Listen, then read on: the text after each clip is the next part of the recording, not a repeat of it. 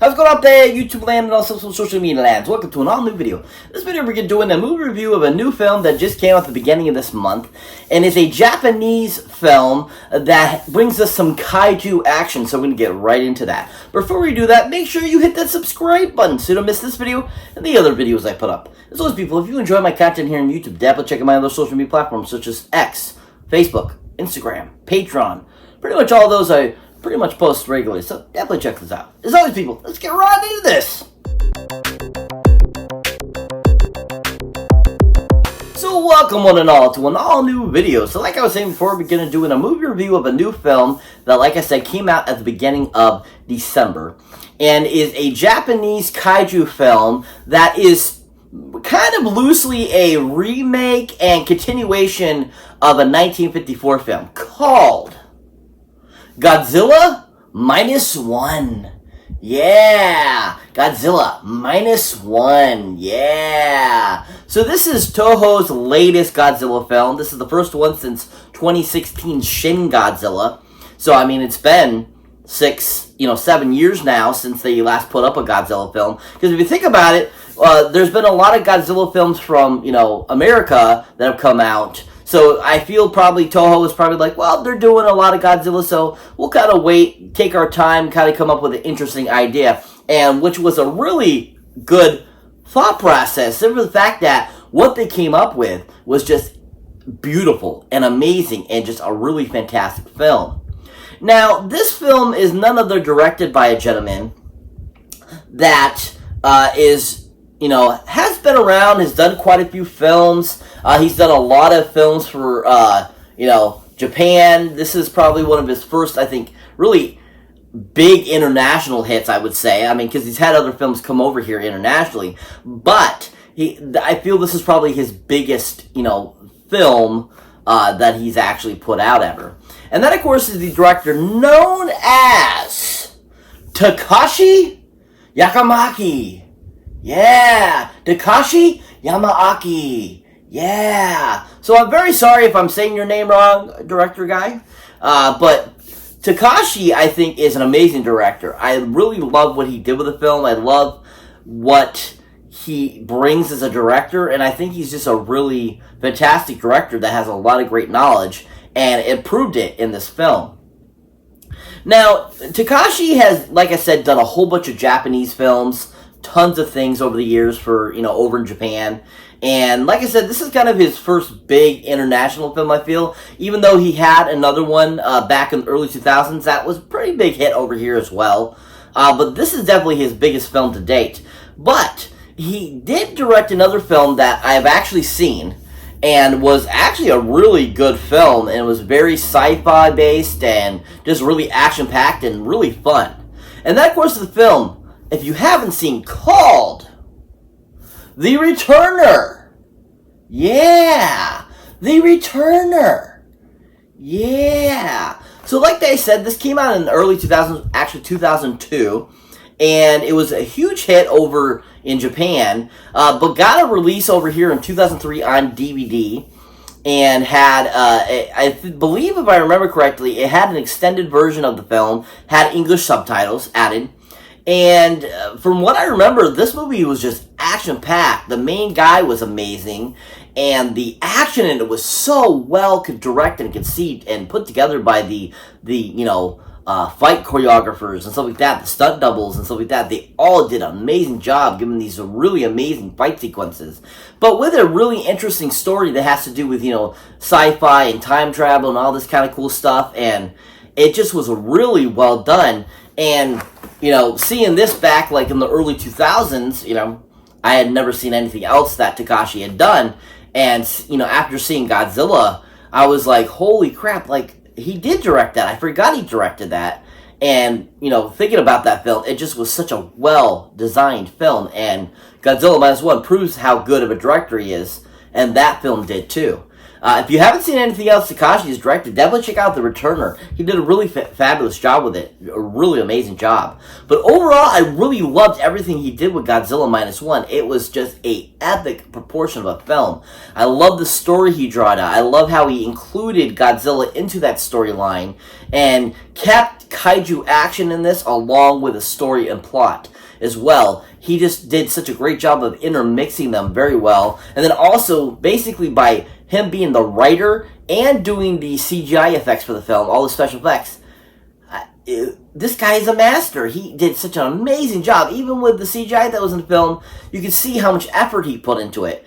And Takashi is just an amazing director, and I definitely got to check out other stuff of his because he is just so awesome. If you have not seen anything Takashi has directed, definitely go check out Godzilla Minus One in theaters now. He did a fantastic job. So this movie has a interesting cast. So the fact that all of them are basically mostly Japanese-based actors. Most of the stuff they've done have been TV shows and Japanese films, so forth, and really nothing over here in the United States. And so, honestly, I haven't seen anything these guys have done, but the performances were all outstanding and fantastic in the film that they, in Godzilla Minus One. Now, to start us off is kind of the main actor himself, and I'm probably going to butcher his name because it is a very interesting name, I should say. But it goes by the name of Hidetaki Yoshika. Yeah. Hideshaki. Yeah. So he did a fantastic job in this film. I really enjoyed him. There's definitely moments in the film where he was very over-exaggerated in some of his acting, but other than that, he still did a really fantastic job, and I liked what he did with it. I liked all his interactions with the other actors in the film and actresses, and I just enjoyed what he brought to the table.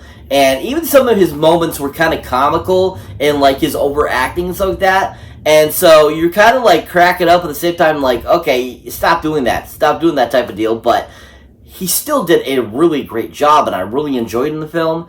And I loved his character and his character's arc and how, they took kind of this other story, adding it to the Godzilla storyline, with a guy dealing with post-traumatic stress, really, from the war. Basically his decisions he made in the war, and him having to have those decisions dealing with, Godzilla himself. So I thought that this guy did a really good job of applying what Takashi wrote and putting it onto the screen, and I thought he did a really fantastic job. Really awesome Hidetaki did. He was awesome, fantastic, really enjoyed him. If you haven't seen anything he's been in, any of his Japanese films or anything, definitely go check him out in Godzilla Minus One. He was really fantastic.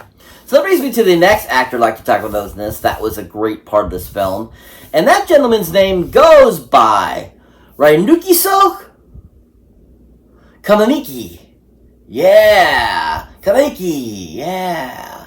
So, Ryunosuke, if I'm saying that incorrectly, sorry again. As I said, these are really long Japanese names. And if you don't know Japanese very well, unfortunately. But anyways, Ryu, I'll call him, was fantastic in the film. I love him. I think he was a fantastic additional character in the film that was, kind of a part of the main guy's, character arc.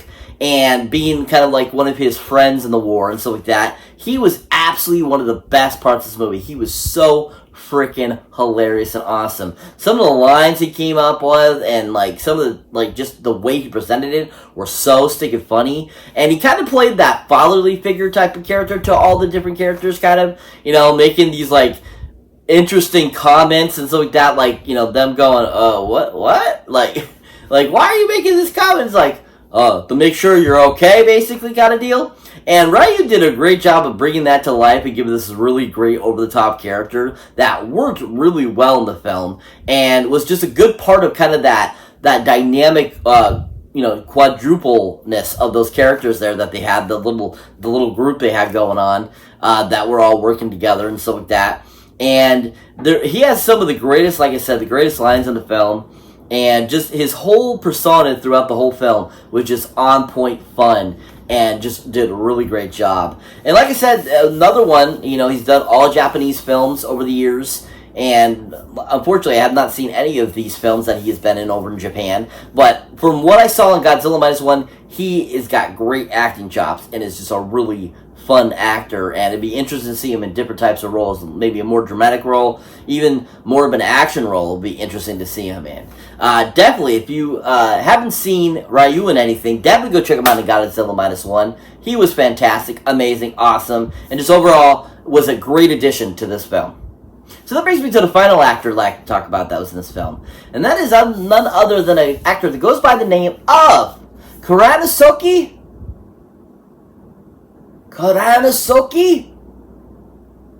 Sasaki. Yeah. Kuranosuke Sasaki. Yeah. So anyways, if I'm saying that right again, once again, sorry. Anyways, Kuran was an amazing addition to this film too. I absolutely loved his character. He was so fun as well. Both these actors that I recently talked about, they both have great parts in this film. One of them, of course, plays like an ex-scientist type of guy that helps come up with the concept of stopping Godzilla and stuff like that. And Kuran does a great job of bringing that character to life. His crazy hair they have him have, and kind of like his mad scientist look. And he just looks so cool in this film. And I absolutely loved everything he brought to it. I love his sincerity. I liked how he was very all about helping, his fellow comrades and stuff like that. And I feel all the guys were all very concerned about the main character himself that was played by Hideki Taki. And he did a great job of bringing a great kind of evenness to all these characters, and being the one to talk to, and him being the level-headed one and stuff like that. And he just did a great job of bringing that to life and giving this really great kind of scientist character that I really enjoyed and had a really great blast with. And I thought he brought a lot of funness to it. And once again, this is another guy, he hasn't done anything over here. He's just all Japanese films. None I unfortunately have seen. And he just was fantastic in this. And actually, it was kind of funny when I was watching the movie. It's like, man, he looks so familiar of another, Japanese or Asian actor I had seen in something else, but it wasn't him. But he totally could have played his doppelganger. It was hilarious because his hair looked the same, his presence and everything felt the same, but completely two different actors. And they definitely could play twins or brothers in a film or something. They worked they would have been great together in this film. But he was just so awesome and fantastic, and really enjoyed him. And I think he just did a great job of bringing that to life, that character, and just worked so well with everyone else in the film as well. If you have not seen Kuru in anything else, definitely go check him out in Godzilla Minus One. He was another great addition and just overall awesome in this film. So what is Godzilla Minus One about? Basically, the premise of Godzilla Minus One is it's supposed to be right after World War II has ended, and Godzilla has been born basically, and kind of his rebirth and his regrowth, and kind of over the years how he grows to the massive size he grows to. And basically, it's about these main characters trying to basically make the rights they feel, how they acted in the war, and also just to help save Japan from Godzilla's attacks. And like I said, it feels kind of almost like a reboot, remake, sequel type of deal, because it's kind of rebirthing Godzilla in this film and giving us kind of a new take on him, especially with the new special effects. They use CGI for this Godzilla, of course, not the costumes that we're used to by Toho back in the day. And, like I said, amazingly done film. I was so super impressed with this film. The story, the CGI, the acting, everything about this film was just so on par and on point, and just so amazing. And this definitely deserves the 98% fresh that it is. It's an epic of a film, and I was blown away by it. Such a great Japanese film. Great job by Toho. There's so many great scenes in this film that are just amazing. I mean, some of the great kaiju scenes with Godzilla attacking certain things were awesome. The whole ending is amazing too, when they're trying to take him out with the concept they came up with was really cool. And some great shots of Godzilla gliding through the water, and you see just his face and stuff like that was really cool. And every time he kind of used his firepower was really awesome. Watching his spikes pop up out of his back was really cool. And overall, just a really well written, constructed, produced, directed film that is probably one of the best Godzilla films to date. I mean, this movie is amazing. If you're a huge fan of the original film, this is definitely a great film to accompany that, and is just a really great, stretch and maybe new dimension of Toho bringing some more Godzilla films, because they knocked it out of the park with this film. If you haven't seen it yet, definitely go check it out in theaters now. Worth the watch. Amazing, giant 10 Goldie movie boxes up. Love this film. Can't wait to add it to the collection. Amazing. Overall, a fantastic film. Go check it out, people. So that's it for this movie review, guys. As always, thank you for watching, thank you for liking, also thank you for subscribing. And if this is your first time here, or you have been before, don't forget to check any older new videos you've been not seen by yet. As always, people, if you want to show support for the channel, definitely check out my awesome Patreon page, where once you become a Patreon member, you get all kinds of extra accoutrement you don't get here on my YouTube channel. So definitely check that out. As always, people, catch you in the next one.